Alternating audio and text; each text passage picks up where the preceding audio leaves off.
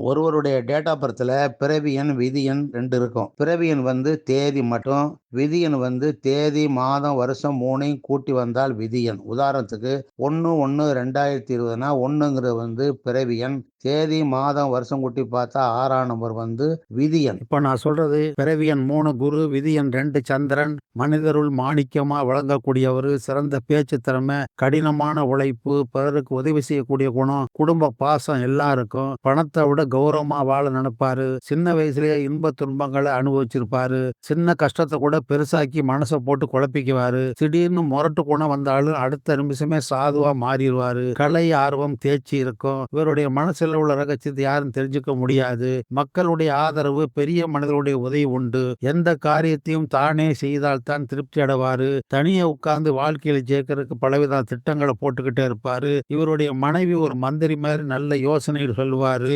விதியன் 2 சந்திரனா இருப்பதனால தொழில்கள் தடை ஏற்படும், மனசு வந்து ஒரு குழந்தை மனசு இவருக்கு, பெரிய பதவிகள் தேடி வரும், வெளிநாட்டு தொடர்பு மூலம் பணம் சேரும், காதல்ல ஈடுபடுவாரு, செய்யும் தொழிலை சாதனை படைப்பாரு, கண், ஸ்கின், முடி வழுக்க, சுகர், மனக்குழப்பம், ரத்த ஓட்ட கோளாறு ஏற்பட வாய்ப்பு உண்டு. இது வந்து பொதுவான குணம். பேருக்கு தகுந்த மாதிரி குண அமைப்பு மாறும். உங்க பேரை சொன்னா ஃப்ரீயா ஒரு 3 விஷயங்களை சொல்றேன். இதை பயன்படுத்திங்க.